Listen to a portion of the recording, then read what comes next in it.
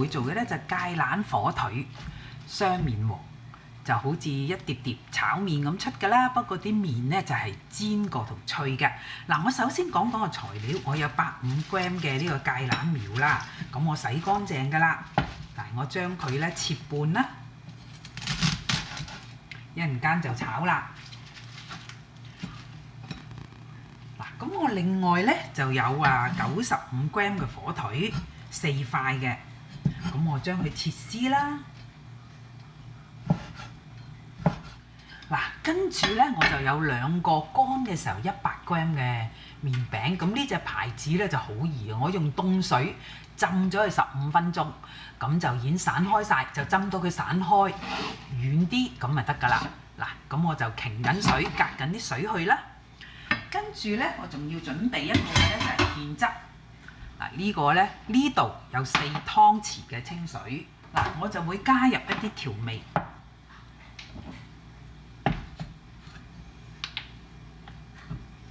1湯匙嘅生抽，跟住咧呢個係蠔油，我轉咗呢個樽咧好易倒嘅，1湯匙嘅蠔油，然後咧就再加入1茶匙嘅砂糖，最後咧就再加生粉2茶匙。跟住我哋攪勻佢，呢個就係我哋一陣間攞嚟炒菜嗰個芡汁啦。嗱，跟住咧我要開大火，然後咧就會落多少少油，就落夠4湯匙嘅油。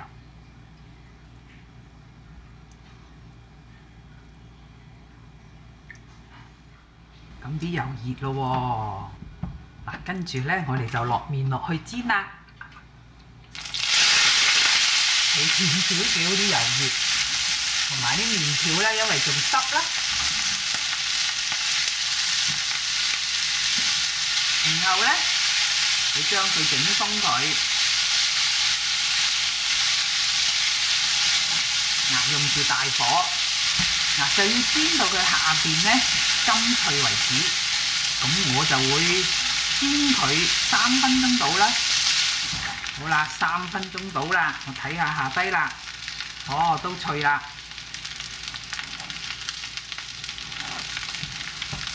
跟住咧就將佢反一反啦，幾靚。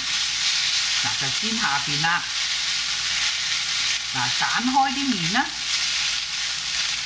咁我哋咧就要加翻啲油咯喎。嗱，喺中間咧加半湯匙滲落去啦，然後側邊咧都加多半湯匙。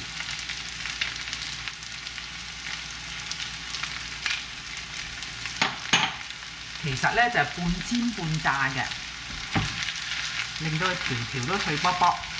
咁跟住咧，我哋又再煎多2-3分鐘啦，一路用住大火。好啦，又煎咗3分鐘到咯喎。咁呢個雙面黃咧，基本上咧就已經做好啦。嗱，咁我哋將佢咧轉落個碟度啦，幾靚。嗱，仲炸緊咁啊，好脆啊！跟住點咧？我哋開始炒菜啦。咁咧都係大火，咁就加油啦。今次咧唔使加咁多，加1湯匙得啦。嗱，咁用翻呢個鑊，呢個鑊夠熱。咁加完之後咧，就落菜。我呢度150g 啫，唔係咁多。嗱，咁就兜下佢啦。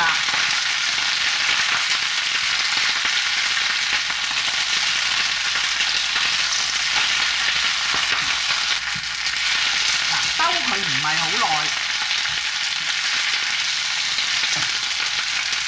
我就即刻咧加入2湯匙嘅味淋，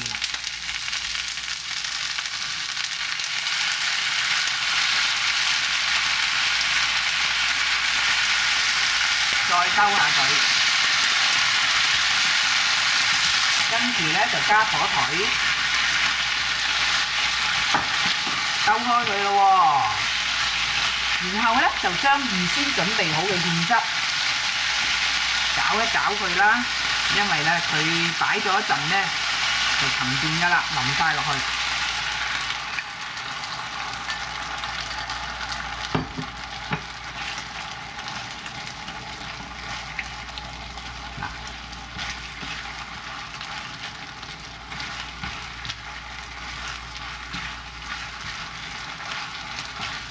好啦，咁煮滾翻個芡就得啦，又唔使話收太多水，因為我哋食嘅時候咧係需要呢個芡咧落嗰個麵度嘅。